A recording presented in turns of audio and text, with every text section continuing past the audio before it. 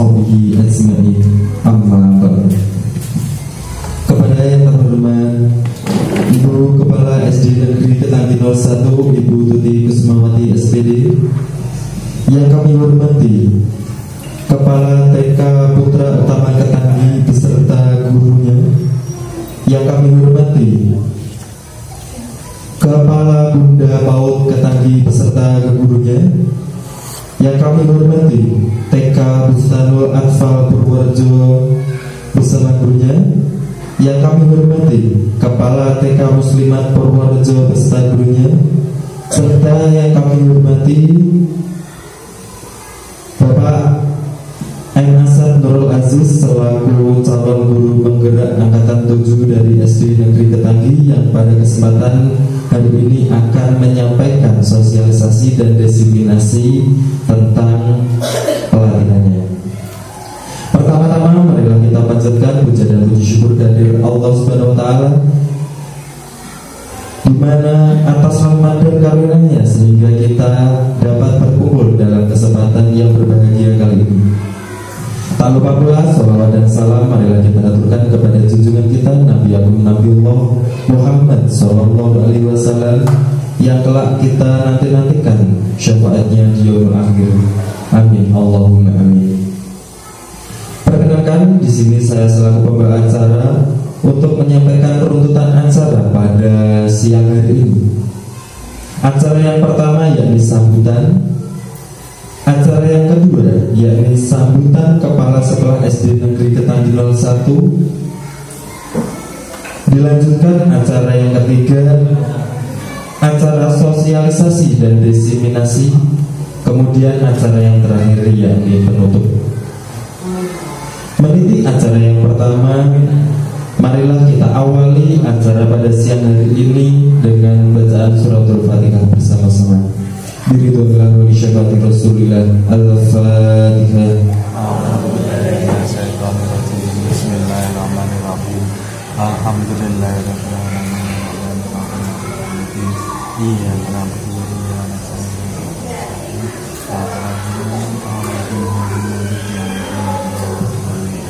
Terima kasih. Semoga dengan bacaan suratul Fatihah tadi dapat memperlancar acara pada siang hari ini. Peniti acara yang kedua yakni sambutan Kepala Sekolah SD Negeri Ketanggi 01 kepada Ibu Tuti Kusmawati SPD. Waktu dan tempat kami persilakan. Assalamualaikum warahmatullahi wabarakatuh. Yang saya hormati Ibu Kepala TK Bustanul Atfal Purworejo beserta ibu gurunya, yang saya hormati Ibu Kepala TK Putra Utama Ketanggi beserta ibu gurunya, dan yang saya hormati Ibu Kepala TK Muslimat Purworejo beserta ibunya. Mohon maaf, juga yang saya hormati Bapak Guru SD Negeri Ketanggi 01, khususnya Bapak Muhammad Asad Nurul Aziz yang selaku penyampaian materi diseminasi pada pagi hari ini. Sebelumnya saya ucapkan selamat datang pada ibu-ibu peserta diseminasi. Perlu Ibu ketahui, kegiatan pagi ini kegiatan yang diselenggarakan oleh beliau calon guru penggerak angkatan 7, yaitu Bapak Muhammad Asad Nurul Aziz, dan sekaligus saya merupakan untuk efektivitas waktu menyampaikan sosialisasi PPDB tahun 2023-2024. Semoga kegiatan pada hari ini nanti benar-benar bermanfaat untuk kami, khususnya SD Negeri Ketanggi 1, dan umumnya kepada ibu-ibu selaku pengasuh TK di lingkungan SD Negeri Ketanggi 01. Diseminasi yang akan dibacakan oleh beliau Bapak Aziz, yaitu dengan berjudul Penerapan Budaya Positif yang diterapkan bagi guru-guru dan putra-putri yang ibu bina, ibu didik. Acara diseminasi untuk calon guru penggerak angkatan 7 SD Negeri Panggilan 1 kami nyatakan dibuka dengan bacaan basmalah bersama-sama.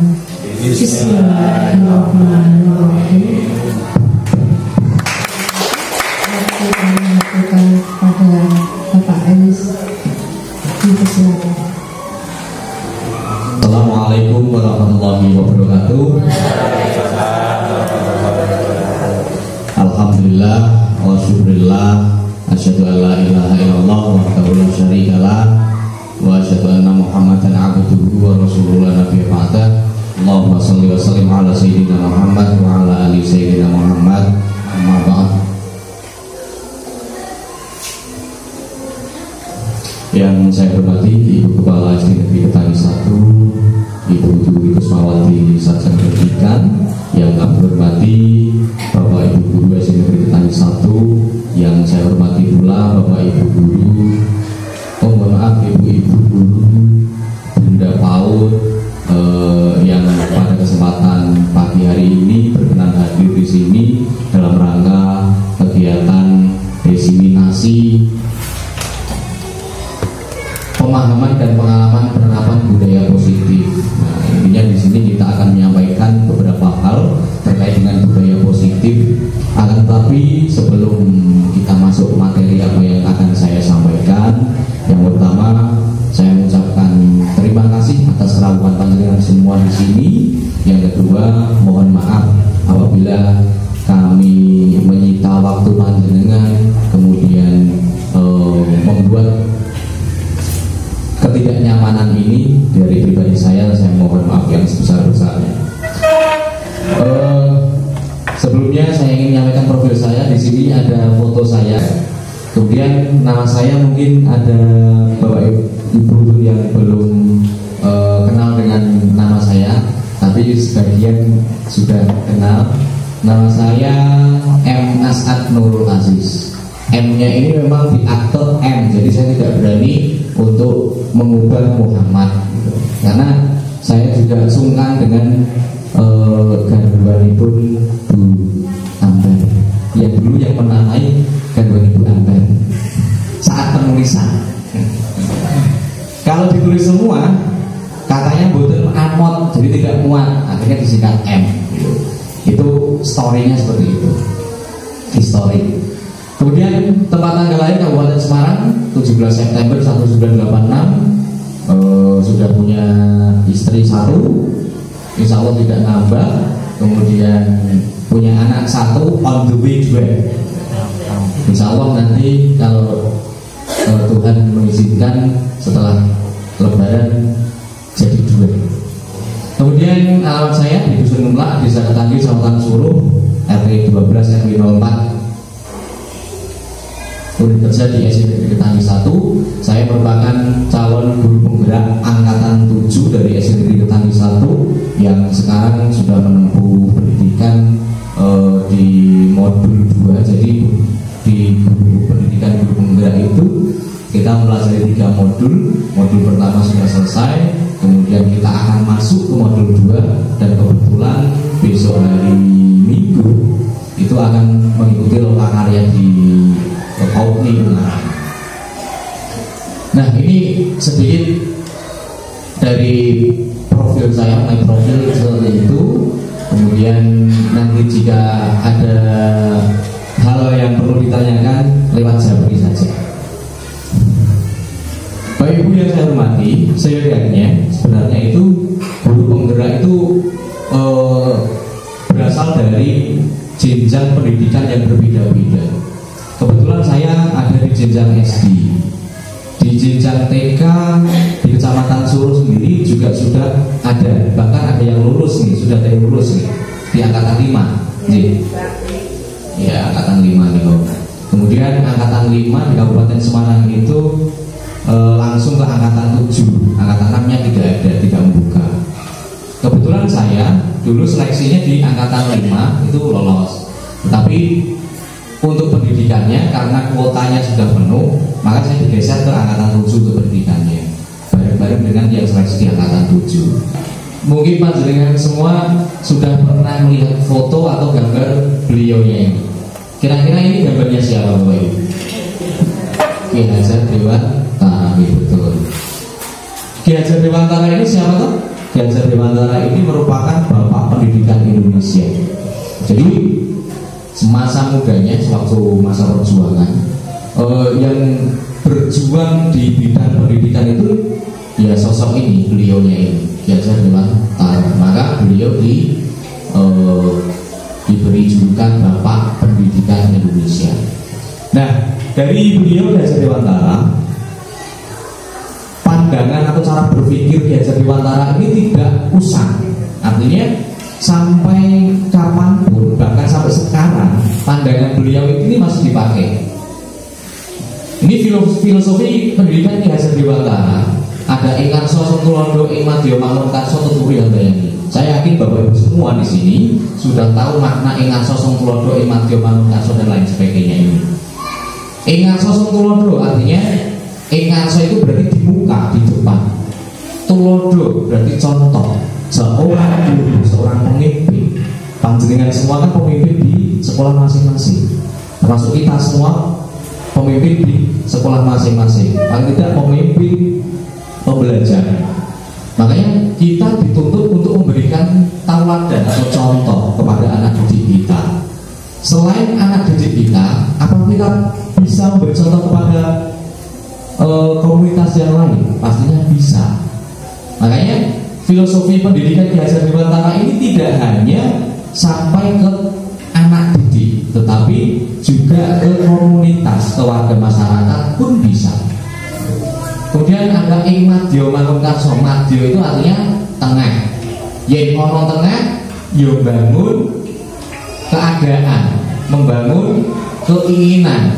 Ataupun kalau dalam bahasa Indonesia ing madya mangun karso itu kalau kita ada di tengah-tengah, itu harus memberikan motivasi kepada anak didik kita, motivasi kepada teman-teman kita, komunitas kita.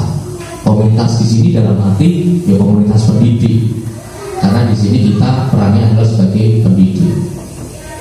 Kemudian tutpuri handayani. Tutpuri kalau bahasa Jawa artinya ngetutke, neburi. Tutpuri handayani. Handayani itu menguatkan. Artinya kalau di belakang itu harus menguatkan.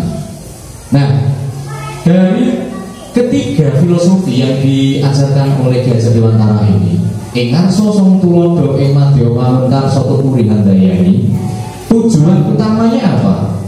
Dari ketiga ini tujuannya adalah selamat dan bahagia sebagai manusia dan juga anggota masyarakat. Ini tujuan kita sebagai seorang pendidik sesuai dengan filosofi Ki Hajar Dewantara. Mendidik anak itu tujuannya adalah untuk menyelamatkan dan membahagiakan anak didik kita kelak ataupun saat ini sebagai manusia dan juga anggota masyarakat. Kalau sebagai manusia dan juga anggota masyarakat nanti bisa berperan ketika sudah dewasa. Tetapi anggota masyarakat dalam hal ini anak-anak itu juga sudah menjadi anggota masyarakat. Makanya sudah harus tahu peran saya di masyarakat itu seperti apa. Kemudian saya memposisikan diri di masyarakat itu harus seperti apa. Nah, disinilah pentingnya pendidikan bagi anak-anak didik kita. Itu tidak terkecuali untuk pendidikan di anak PAUD dan di TK sendiri. Artinya pendidikan itu harus berkesinambungan, mulai dari dasarnya PAUD, kemudian TK ke SMP dan tahap selanjutnya itu harus ada kesinambungan. Kemudian pendidikan itu apa? Menurut Ki Hajar Dewantara juga, pendidikan itu adalah tuntunan bagi tumbuh kembang atau hidupnya kekuatan kodrat yang ada pada anak. Ingat, pendidikan itu hanya tuntunan. Yang perlu digarisbawahi di sini adalah pendidikan itu hanya tuntunan. Kalau kita bicara lebih lanjut, ternyata Di sini ada lahan itu adalah tempat menyemaikan benih. Kemudian ada petani. Petani itu tugasnya adalah merawat tumbuh kembangnya tanaman. Tanaman yaitu objek yang dirawat tumbuh kembangnya. Kalau kita kaitkan dengan tugas kita dengan guru, lahan itu diumpamakan, ini perumpamaan ya tadi. Di sini ada tangan, dari tangan manusia yang sedang menanam benih tanaman. Ini kira-kira tanaman apa Bapak Ibu? Ini kan pengertian jenengan, kan bisa sekali sendal ya. Niki jagung yang kena midro cilik ya kena nih. Kita umpamakan di sini ada manusia yang menanam atau tangan yang menanam jagung, benih jagung. Sebenarnya kalau menanam benih jagung tidak seperti itu Bu, Bapak. Tentunya apa nih Bu? Nah, wohnya ya, biji jagungnya. Ya, tapi kita hanya mempermudah untuk logika kita berpikir. Diumpamakan ada petani yang menanam tanaman di lahannya. Lahan ini diibaratkan sebagai sekolah atau tempat untuk pendidikan, lembaga pendidikan. Kemudian petani ini diibaratkan oleh guru, diibaratkan sebagai guru. Tanaman ini diibaratkan siswanya. Siswa ini kan objeknya, atau peserta didik ini objeknya. Tanaman ini akan dapat tumbuh berkembang dan menjadi tanaman yang unggul itu ketika lahan yang disediakan ini subur. Kemudian petani atau guru yang merawat tanamannya ini juga pertama harus memiliki kompetensi. Petani itu harus punya kompetensi. Kemudian petani juga harus membutuhkan sarana prasarana, membutuhkan sumber daya manusia yang mumpuni, membutuhkan peralatan ataupun kalau petani di sini ada obat-obatan yang dibutuhkan. Begitu juga dengan sekolah. Sekolah ini diibaratkan sebagai lahan. Artinya kalau sekolahnya subur, lahannya itu sudah baik. Lahan ini dimulai dari mana? Dari apa saja? Dimulai dari lingkungannya, dimulai dari sarana prasarananya, kemudian dimulai dari suasana yang ada di sekitar sekolah itu termasuk lahan. Kemudian petaninya itu gurunya itu juga harus yang memiliki kompetensi yang sesuai, memiliki pengetahuan yang dapat diaplikasikan ke anak-anak itu juga sesuai, memiliki cara-cara strategi dalam menyampaikan materi itu. Kemudian akan berdampak pada siswa. Kalau lahannya itu bagus, petaninya pintar bagus, itu juga akan berdampak pada manusia, pada siswanya. Ini lebih. Nah, perubahan paradigma belajar. Paradigma itu cara berpikir atau cara pandang. Perubahan paradigma belajar, pembelajaran paradigma baru merupakan pembelajaran yang berorientasi pada penguatan kompetensi dan pengembangan karakter yang sesuai dengan nilai-nilai Pancasila. Pembelajaran paradigma baru memastikan praktik pembelajaran yang berpusat pada siswa, pada murid, yang mana setiap murid belajar sesuai dengan kebutuhan dan tahap perkembangannya. Ini disebut dengan pembelajaran berdiferensiasi. Sebelum saya membahas perubahan paradigma, kalau di TK, di PAUD itu namanya peserta didik atau murid atau pelajar? Peserta didik. Berarti masih mengacu di kurikulum 2013. Karena kalau di kurikulum IKM, implementasi kurikulum Merdeka, itu sebutannya pelajar. Kalau di KTSP 2006 itu sebutannya murid atau siswa. Itu sebenarnya hanya sebutan istilah, ya. Jadi tidak usah menjadikan perdebatan tentang sebutan istilah-istilah siswa, murid, peserta didik, pelajar. Intinya sama. Nah, pandangan perubahan paradigma belajar ini adalah pandangan cara berpikir kita tentang belajar itu konsepnya seperti apa. Mungkin dari Bapak Ibu pernah mendengar teori psikologi anak. Teori psikologi anak bahwa anak itu terlahir seperti kertas putih. Beliau pernah dengar itu di pas di kuliah. Ada? Ada beda? Ada ini. Anak terlahir seperti kertas putih, bagaikan kertas putih. Nah, kertas putih itu tergantung gurunya, tergantung orang tua, tergantung lingkungan. Kemudian ditulisi sesuai dengan keinginan orang yang menulisi. Nah, tulisan itu ibarat adalah pembelajaran yang diberikan kepada anak. Otaknya itu diibaratkan kertas yang putih itu. Jadi masih kosong plong, kemudian diisi sesuai dengan keinginan yang menulisi. Ingin jadi baik berarti harus ditulisi dengan hal-hal baik. Ingin ditulisi hal-hal buruk pasti jadinya buruk. Itu teori pada masa lampau ternyata. Nah, sesuai dengan perkembangannya, ternyata teori itu dianggap sudah tidak relevan lagi. Jadi ada teori seperti itu, kemudian muncul teori yang baru. Ternyata teori yang lama tidak relevan. Ternyata anak itu terlahir seperti kertas buram. Bapak Ibu, kertas buram itu kan kertas yang kalau dikatakan putih ya tidak, gelap pun tidak. Jadi suram. Kemudian ternyata kertas buram itu sudah ada goresan-goresan, sudah ada tulisan-tulisan yang tipis.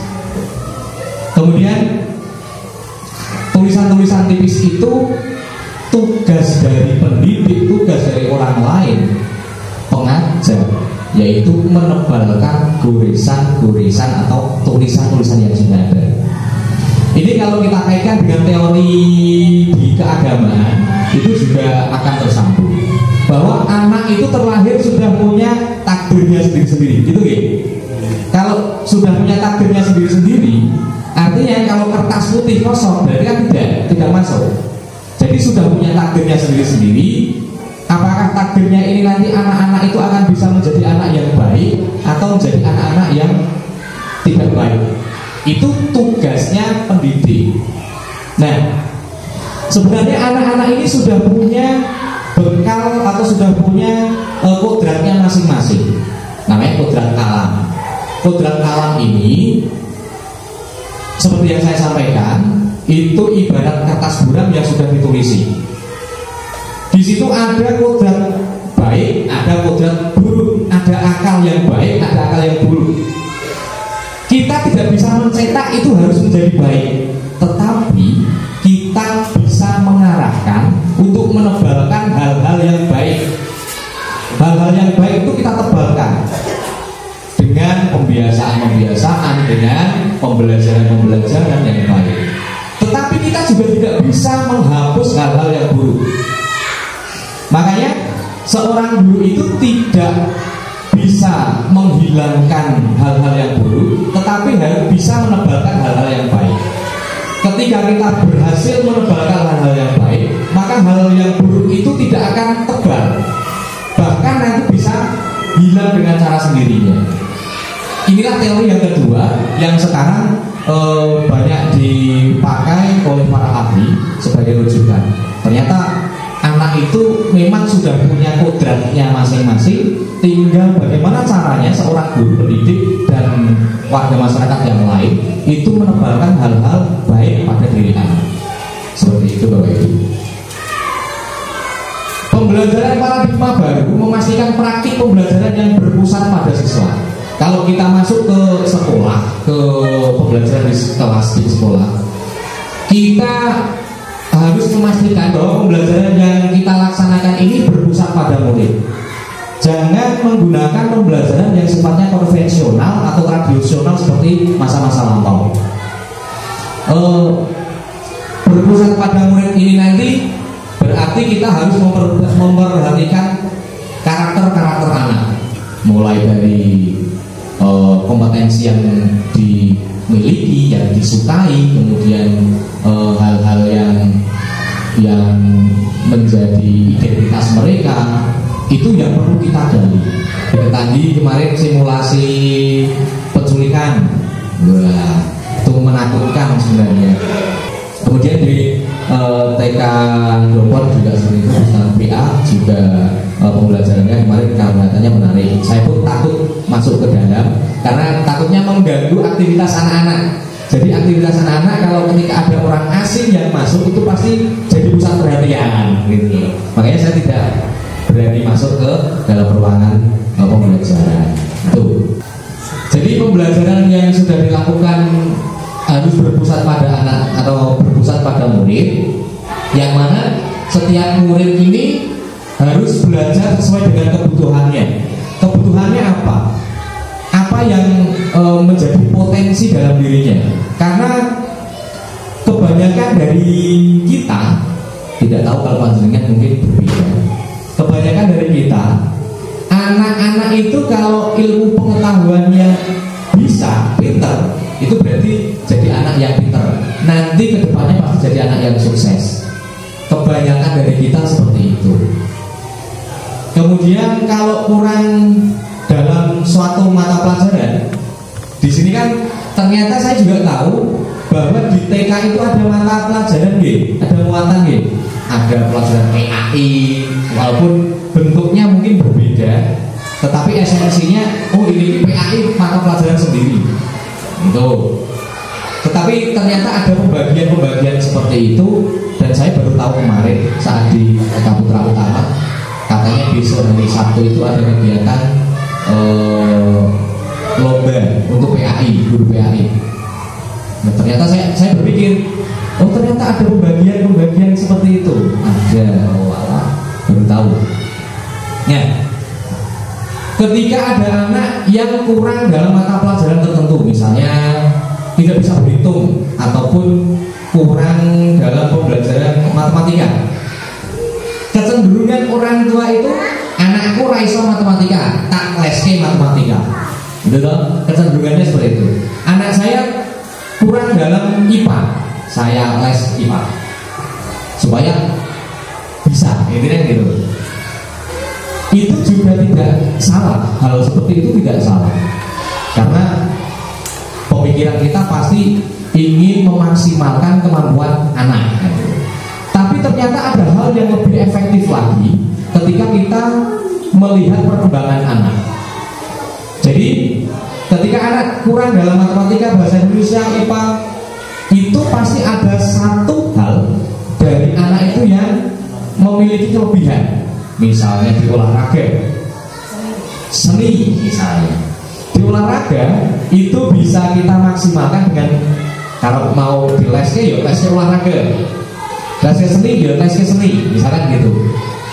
Jadi kita kembali ke yang bulan tadi, kita kan tugasnya untuk menebalkan sesuatu potensi yang ada dalam diri anak. Nah, dengan cara-cara seperti itu akan lebih efektif dibanding yang kurang itu ditambah-tambah. Tetapi yang kurang ditambah-tambah, maksudnya yang kurang pengetahuannya di leske, itu juga bagus. Akan tapi lebih maksimal lagi ketika kita tahu potensi yang ada dalam diri anak itu seperti apa, kemudian kita maksimalkan. Intinya paradigma belajar itu seperti itu. Kemudian ini menurut William Glasser itu seorang tokoh psikologi pendidikan. Ini perubahan paradigma, miskonsepsi tentang kontrol yang dikemukakan oleh Dr. William Glasser dalam kontrol teori, yaitu ilusi guru mengontrol murid, ilusi penguatan positif efektif, kemudian ada ilusi kritik dan membuat orang merasa bersalah dapat menguatkan karakter, ilusi orang dewasa berhak memaksa. Ilusi bahwa semua penguatan positif, efektif dan bermanfaat itu maksudnya adalah penguatan positif atau bujukan dalam bentuk kontrol. Misalkan nduk wis saiki kudu sinau. Nek ora sinau itu dadine bodoh. Bahasanya seperti itu. Itu sebenarnya posisi kontrol kita untuk membentuk penguatan positif. Akan tetapi hal itu ternyata juga ada dampak efek yang kurang baik. Kemudian ada ilusi kritik dan membuat orang merasa bersalah dapat menguatkan karakter. Ilusi itu berarti apa artinya Bapak Ibu? Ilusi itu tenanan apa tidak tenanan? Tidak tenanan ya. Berarti kan sebenarnya ilusi penguatan positif efektif, ilusi penguatan mengontrol murid itu hanya bayangan kita. Ketika kita membayangkan hal-hal dengan cara itu, anak akan menjadi berubah berpikirnya, cara berpikirnya berubah. Tetapi sebenarnya cara itu memiliki efek dampak yang tidak kita inginkan, yang kurang baik.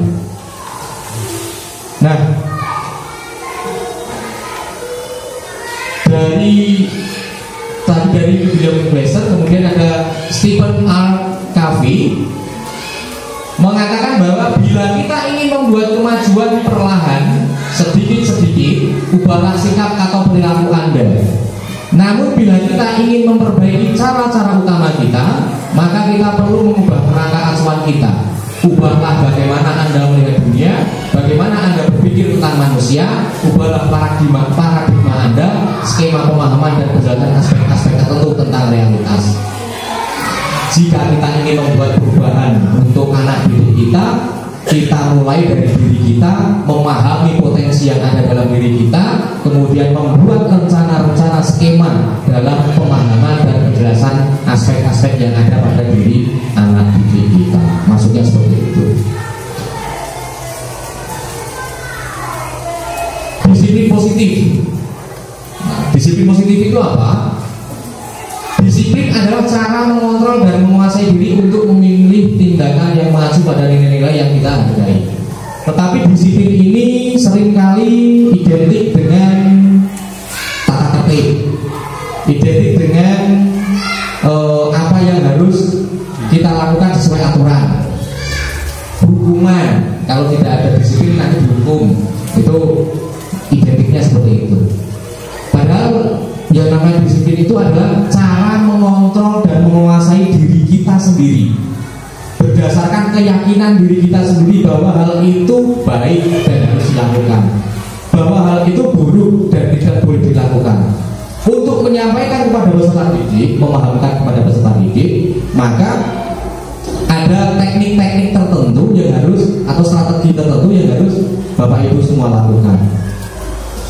Ketika ingin mendisiplinkan anak, maka caranya bagaimana anak itu sadar sendiri terhadap apa yang harus dilakukan, bertanggung jawab atas apa yang dilakukan, mengontrol diri sendiri. Tapi kita seringkali kalau mendisiplinkan anak, tata tertib. Ini saya juga seperti itu, Bapak Ibu. Buat tata tertib, tempelkan di tembok. Anak berangkat 15 menit sebelum bel berbunyi, memakai seragam sesuai dengan hari, kemudian memakai sepatu hitam dan lain sebagainya. Itu sebenarnya termasuk aturan yang dipaksakan, gitu. Anak-anak belum tentu menyukai hal-hal itu, akan tetapi kita punya cara, mekanisme atau strategi yang akan kita lakukan supaya anak-anak ini bisa mengikuti hal-hal yang kita anggap baik dengan cara menyadarkan diri anak-anak.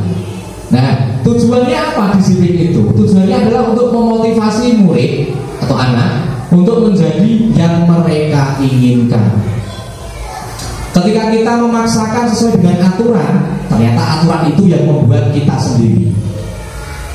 Yang membuat aturan itu kita sendiri. Kemudian anak-anak melakukan atau melaksanakan aturan-aturan itu pasti ada sesuatu sesuatu hal yang menjadi penyebab kenapa harus melakukan itu. Apakah itu karena kesadaran dirinya ataukah karena ada paksaan? Oke. Nah,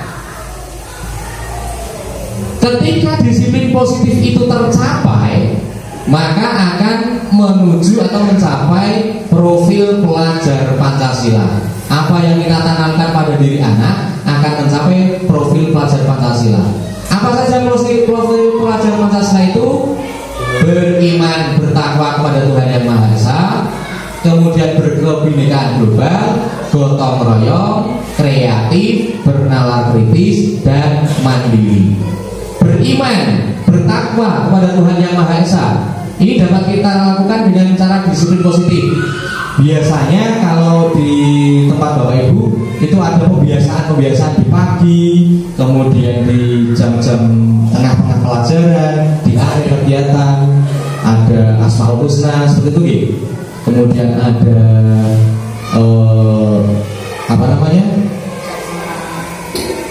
salam, kemudian berdoa, seperti itu. Itu tujuannya adalah menciptakan siswa atau peserta didik yang beriman dan bertakwa kepada Tuhan Yang Maha Esa dan berakhlak mulia. Kemudian berkebinekaan global, mengajarkan bahwa anak-anak kita atau masyarakat Indonesia umumnya itu tidak hanya satu golongan, mereka berbeda-beda. Tapi harus menghargai antara satu dengan yang lain. Inilah pendidikan karakter. Kemudian bergotong royong, kerjasama, intinya seperti itu. Kreatif, bernalar kritis dan mandiri. Kreatif ini anak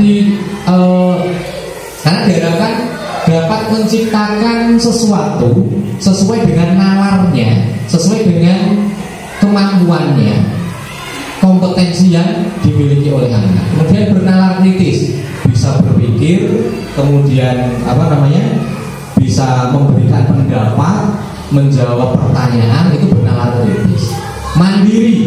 Mandiri itu bisa melakukan segala sesuatu tanpa merepotkan orang lain. Kalau bantuan orang lain itu berarti kita sifatnya sosial ya.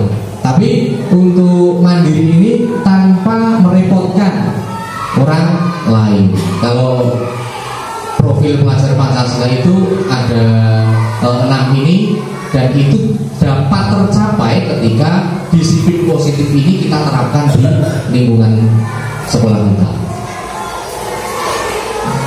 Sebenarnya ada 5 kebutuhan dasar manusia. 5 kebutuhan dasar manusia itu penguasaan, kasih sayang, kebebasan, dan kesenangan. Dari 4 ini nanti muaranya apa? Muaranya akan bertahan hidup. Penguasaan, kasih sayang, kebebasan, kesenangan ini dapat dipenuhi, maka akan mendapatkan hidup. Kita dapat bertahan hidup. Seluruh tindakan manusia mempunyai tujuan tertentu. Ketika murid melakukan suatu perbuatan yang bertentangan dengan nilai-nilai kebajikan atau melanggar aturan, hal tersebut dikarenakan tidak terpenuhinya kebutuhan dasar mereka. 5 kebutuhan dasar ini. Nah, bertahan hidup, kebutuhan yang bersifat fisiologis. Untuk bertahan hidup misalnya kesehatan, rumah, dan makanan.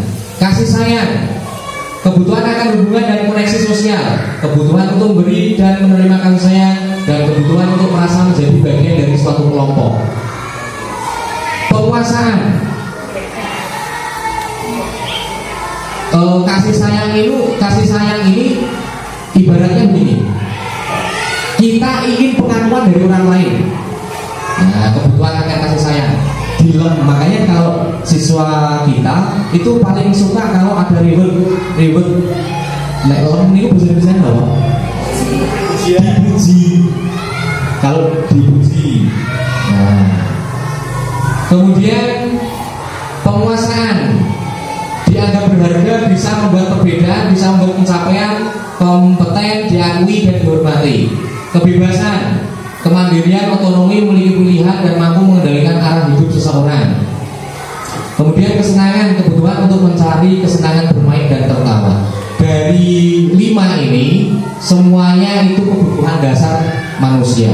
Tapi kebutuhan dari poin 2, 3, 4, dan 5 ini esensinya adalah untuk bertahan hidup.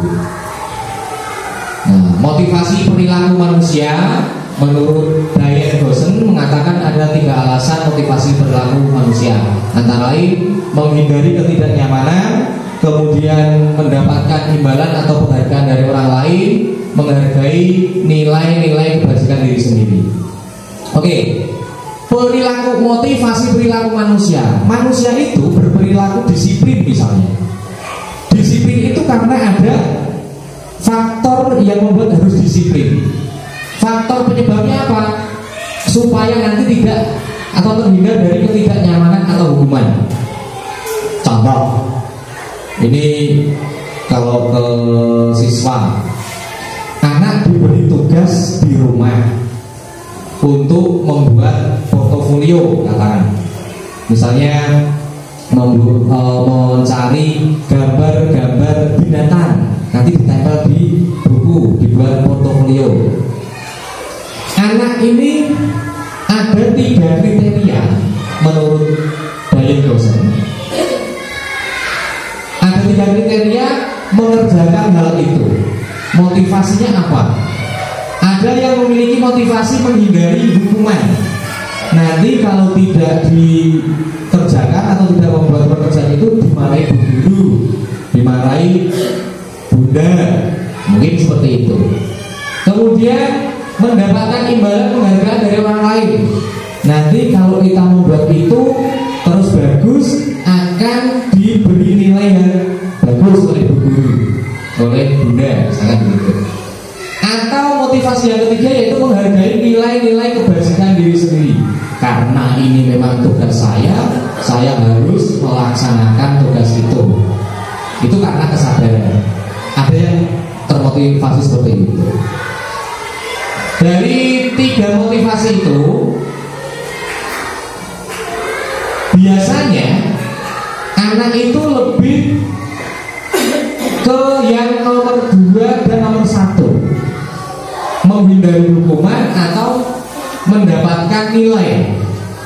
Nah, ketika kita menghindari hukuman ataupun mendapatkan nilai, itu akan berlangsung tidak lama, karena motivasinya ada tidak dihukum dan mendapatkan penghargaan.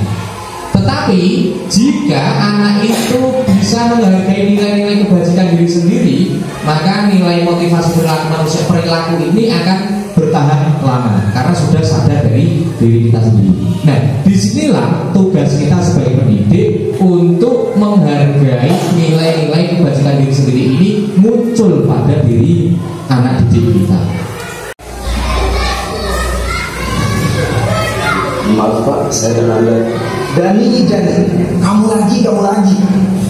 Kamu itu gak kapok-kapok ya? Bapak kasih hukuman, capek Bapak Dani. Langsung aja, sini tangan kamu.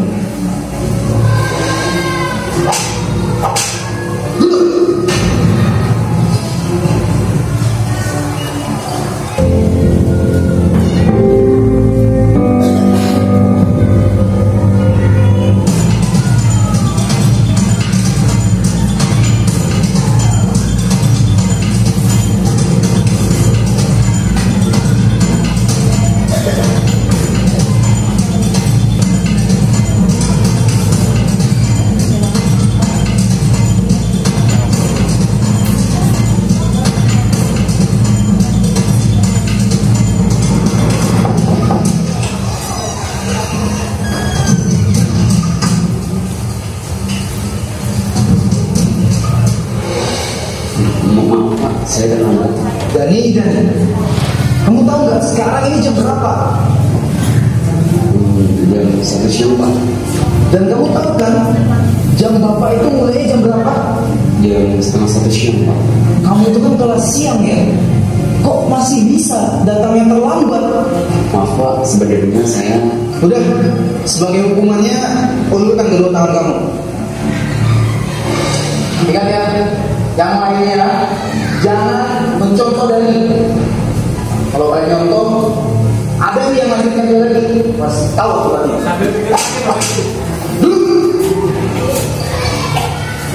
Oke, anak-anak sekalian, buka halaman 120. Silakan kalian baca dulu itu berdua. Bila ada yang ingin ditanyakan, langsung tanyakan kepada Bapak.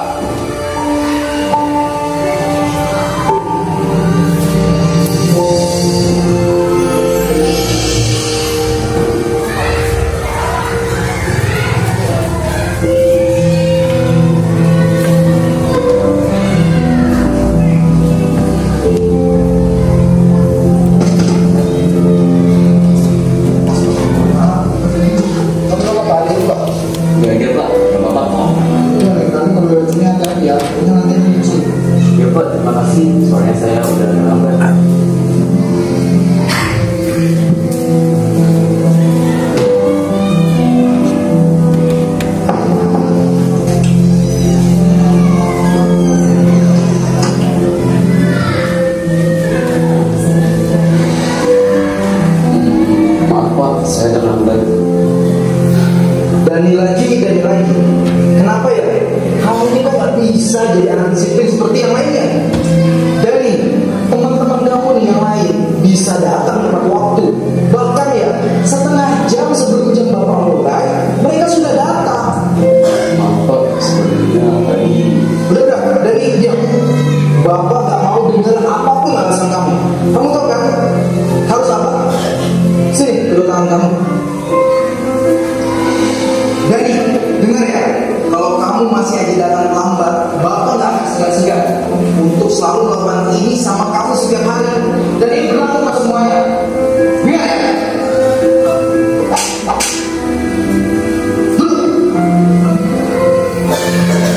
Ya sudah, yang lain perhatikan kembali. Kita lanjutkan pelajaran yang sebelumnya.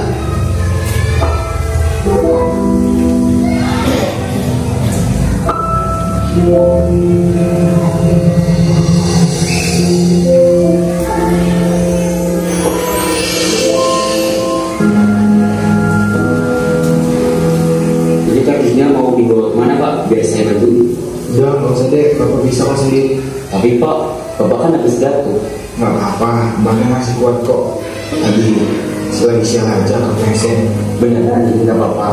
Iya, nggak apa-apa. Kamu masih keras saja sana. Sudah jam segini loh. Ya udah deh Pak, saya permisi dulu.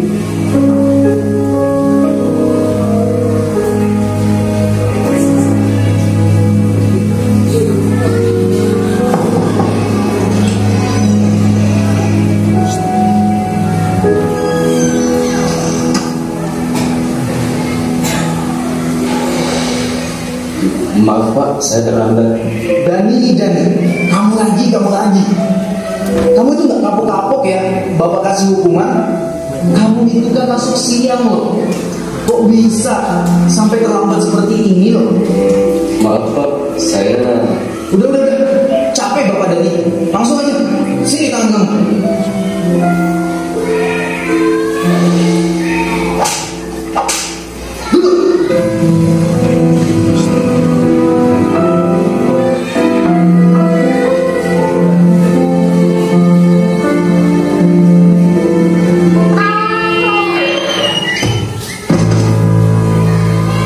Stop dulu.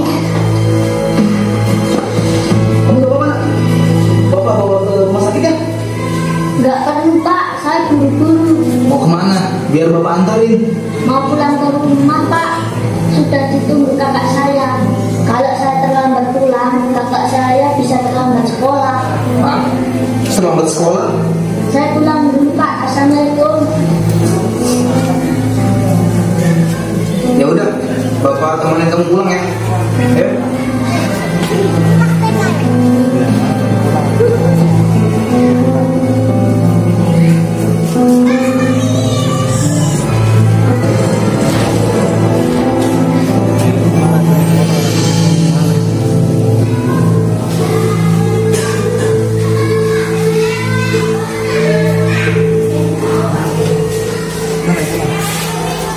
Pak, berhenti Pak.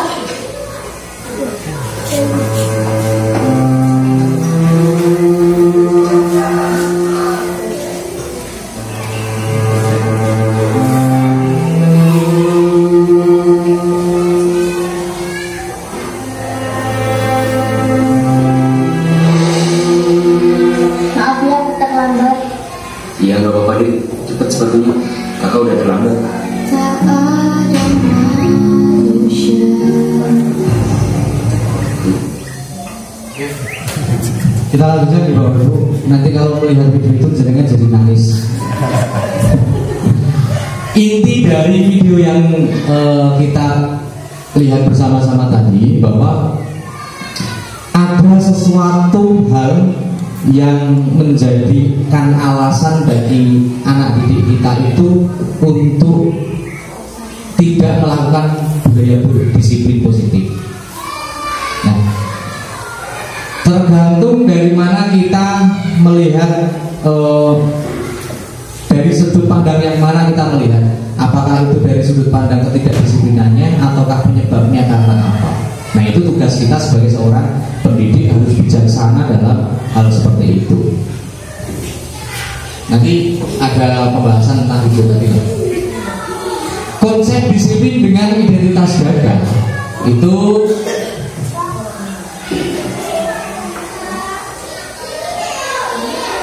yang pertama ada hukuman dan penghargaan. Hukuman ini pasti identik dengan fisik, hukuman fisik, dan pasti identiknya gimana ya, menyakitkan, jahat lah sebagai seorang guru kok hukum gitu. Identiknya seperti itu. Tapi juga ada yang namanya penghargaan. Penghargaan ini juga ternyata kurang efektif, kurang baik. Ketika kita mendisiplinkan anak-anak kita dengan cara menghukum ataupun memberi penghargaan, ini sama-sama hal yang tidak baik.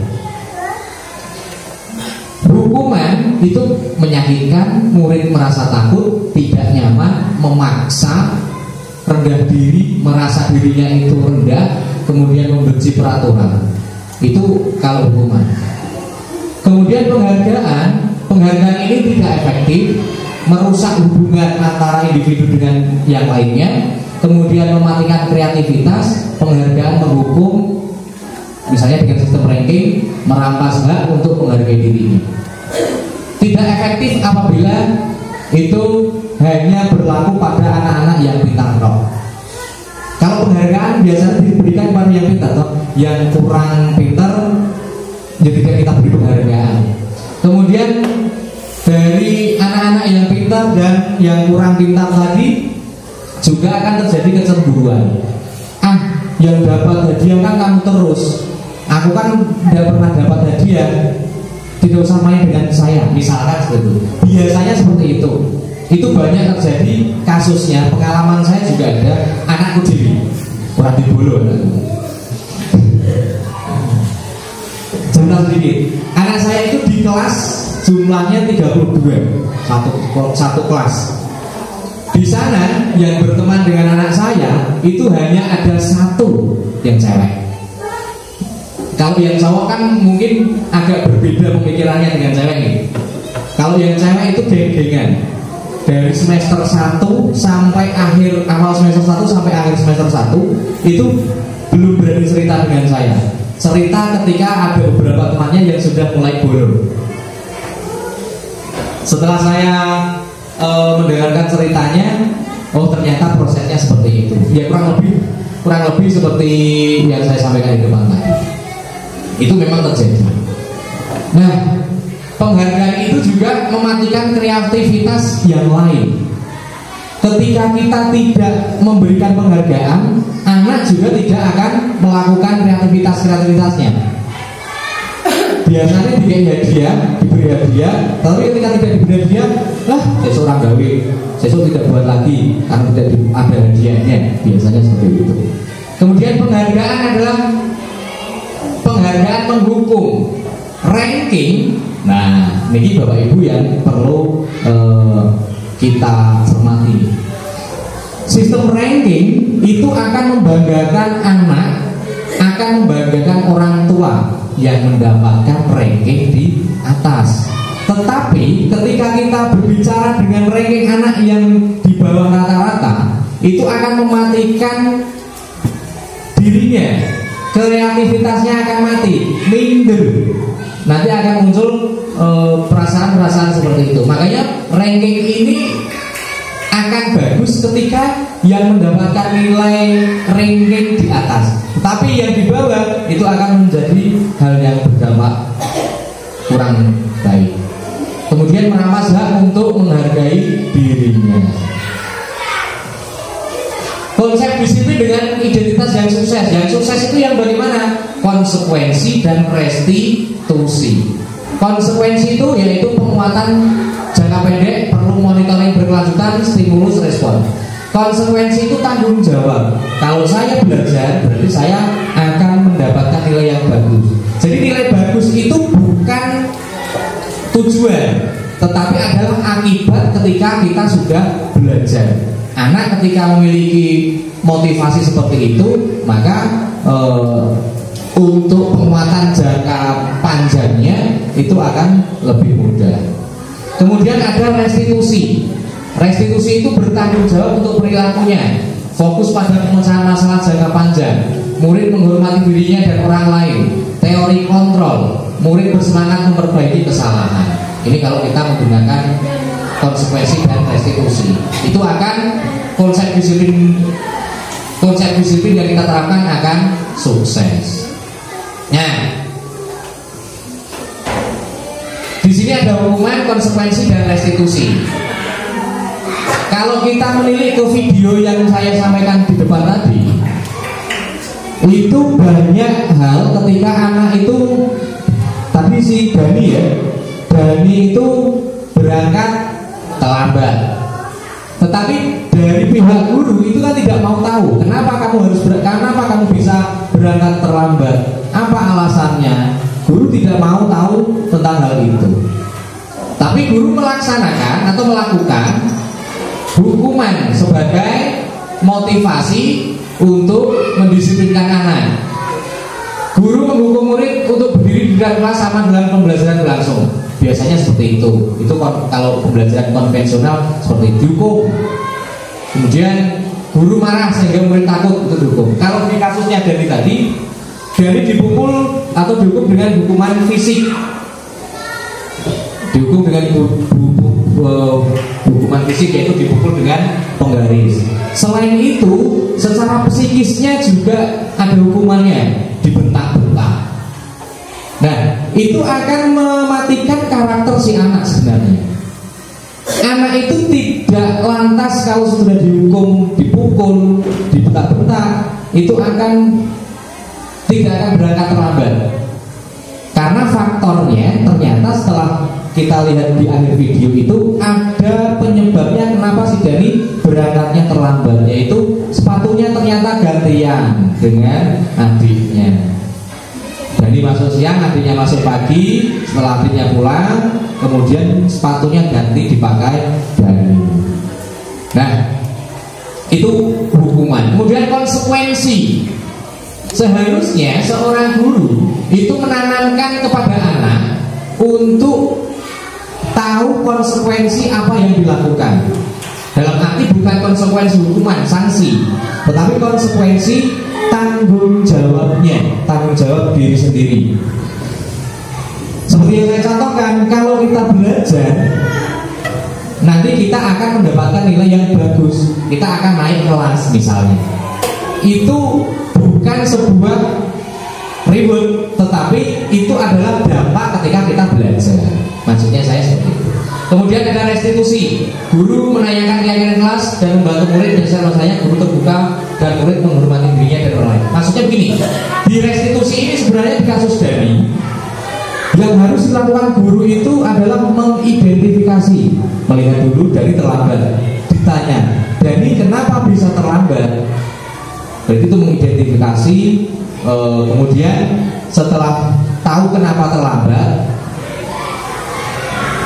pasti akan ada solusi yang akan diberikan oleh guru, kesepakatan solusi supaya nanti kamu tidak terlambat itu harus bagaimana.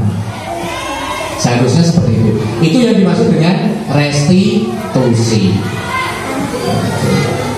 Dengan konsekuensi dan restitusi, nanti anak-anak akan secara sadar bahwa disiplin itu memang perlu bagi dirinya sendiri. Nah, ini segitiga restitusi itu untuk pemecahan masalah seperti yang dialami oleh Dani tadi. Di segitiga restitusi itu ada 3 garis segitiga yang membentuk segitiga. Yang pertama menstabilkan identitas. Menstabilkan identitas itu isinya adalah setiap orang pasti pernah melakukan kesalahan. Kamu bukan satu-satunya yang pernah melakukan ini. Nah, jadi guru ketika menyelesaikan masalah Dani harusnya bertanya dulu, memberi penguatan, menstabilkan Daninya supaya emosinya tidak terlalu takut, tidak emosi, tidak terlalu takut dengan keadaan. Tanya dulu, Dani, semua orang itu bersalah, pasti punya masalah. Ketika punya masalah, tidak hanya kamu, tapi banyak yang memiliki masalah dan bisa diselesaikan. Itu bentuk menstabilkan identitas. Kemudian validasi tindakan yang salah. Dari tindakan-tindakan tadi menanyakan masalah. Kemudian validasi tindakan yang salah. Kamu tentu punya alasan mengapa melakukan itu. Adakah cara yang lebih efektif untuk mendapatkan apa yang kamu butuhkan? Kesalahannya apa? Bagaimana supaya nanti tidak melakukan kesalahan lagi? Gitu. Kemudian menanyakan keyakinan kelas.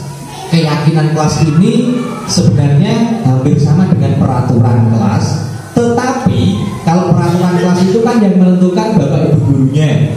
Kalau keyakinan kelas itu adalah keyakinan yang dimiliki siswa bahwa hal-hal semacam ini adalah hal-hal yang positif, yang baik, tanpa ada paksaan dari guru.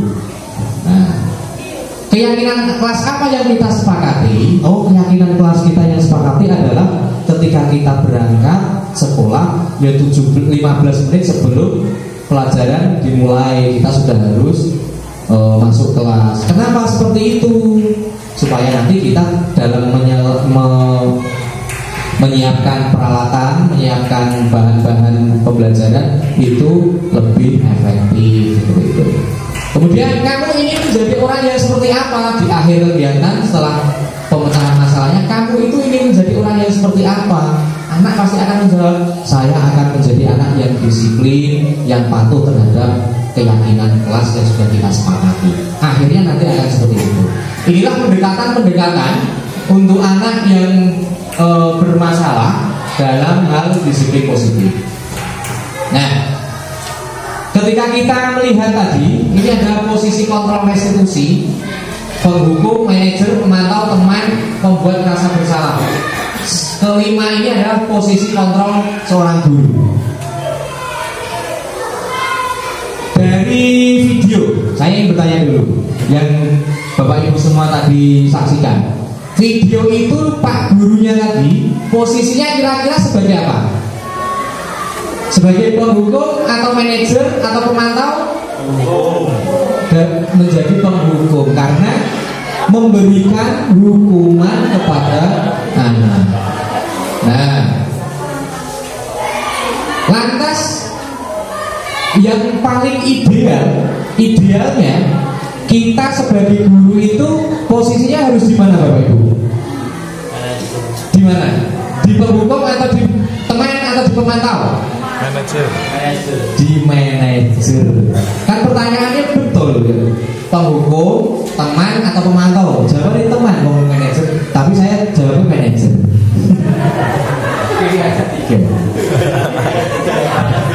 Kalau di soal ujian itu jawaban jebakan, pertanyaan jebakan. Jadi posisi kita adalah idealnya sebagai seorang manajer. Manajer itu tahu harus mengontrol anak itu seperti apa, mengontrol orang lain itu seperti apa, kapan waktunya memberikan hukuman, kapan waktunya memberikan penghargaan. Itu katanya hukuman tidak boleh.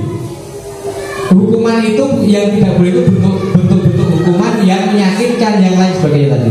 Tapi ketika ada sesuatu hal kita memberikan hukuman yang sifatnya mendidik, itu silakan.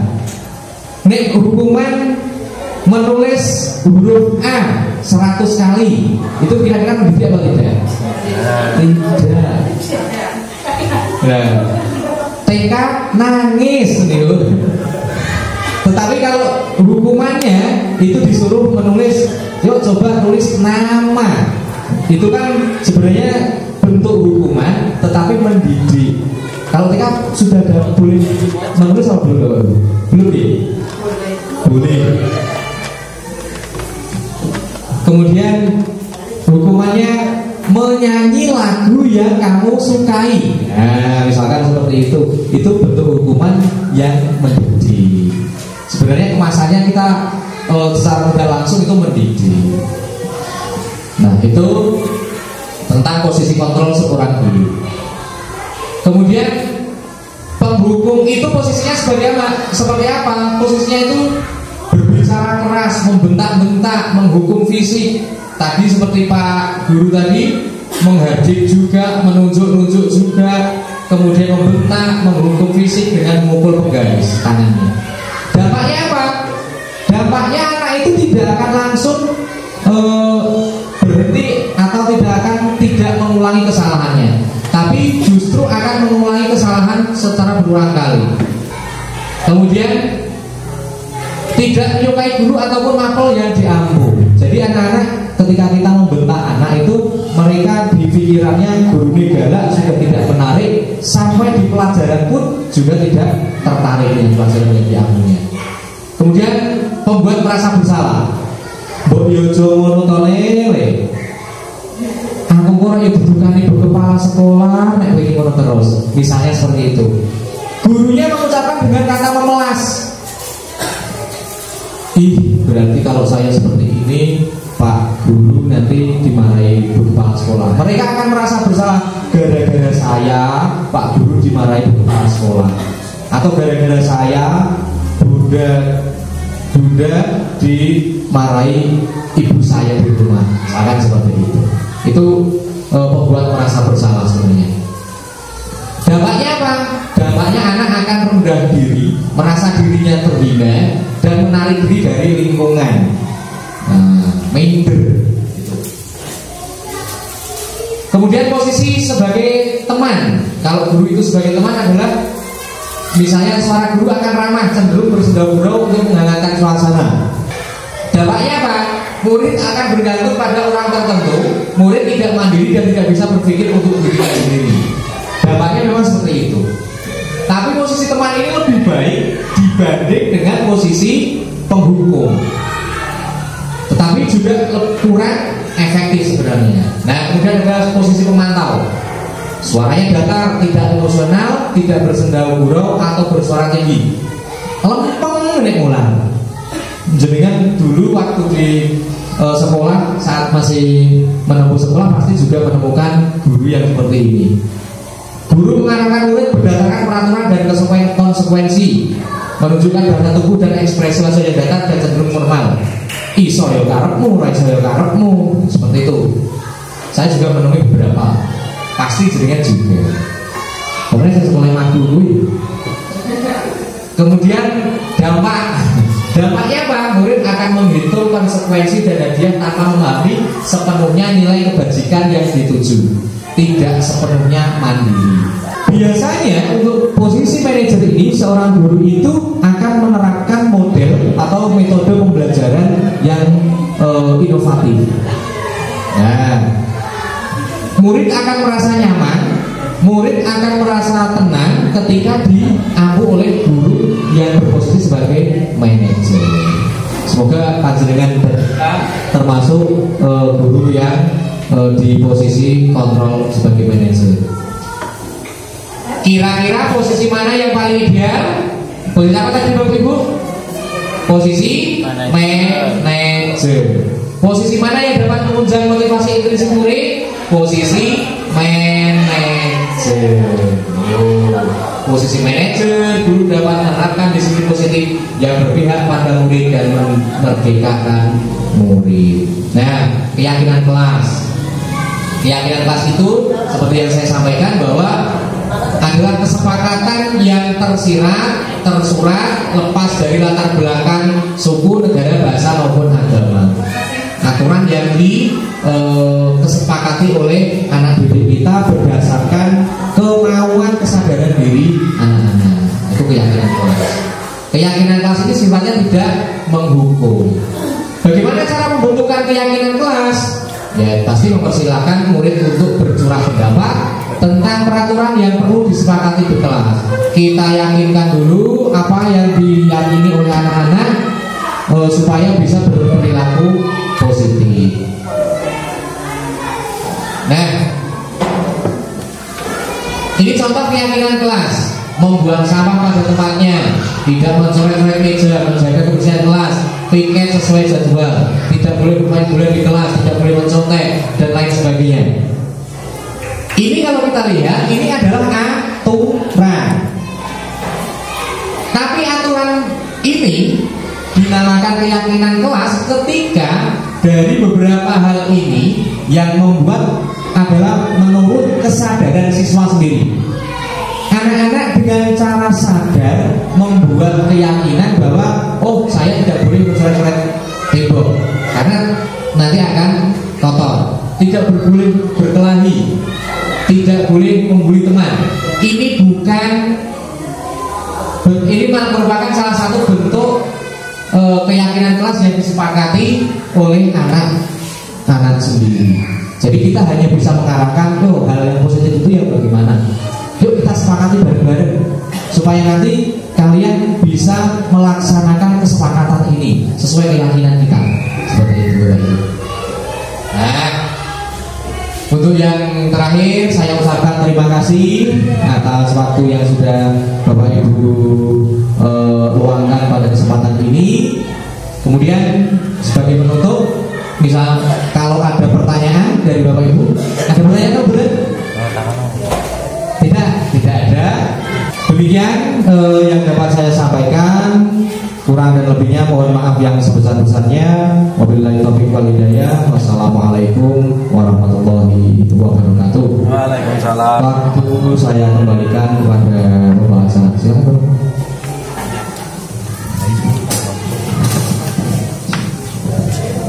Baik, terima kasih dari pemaparan dari Bapak Mas Nurul Aziz tadi. Sungguh sangat menarik apa yang sudah disampaikan, mulai dari kita mengenal pendidikan itu seperti apa, terus bagaimana kita bersikap membangun suatu pendidikan itu yang baik seperti apa, sampai bermuaranya kita itu harus memposisikan diri kita sebagai pendidik, sebagai manajer Bapak Ibu. Nah, karena dengan berakhirnya acara yang ketiga tadi, saya selaku pembawa acara pasti banyak kurangnya. Saya pribadi mohon maaf yang sebesar-besarnya. Marilah kita tutup acara sosialisasi dan disiplinasi calon guru penggerak angkatan 7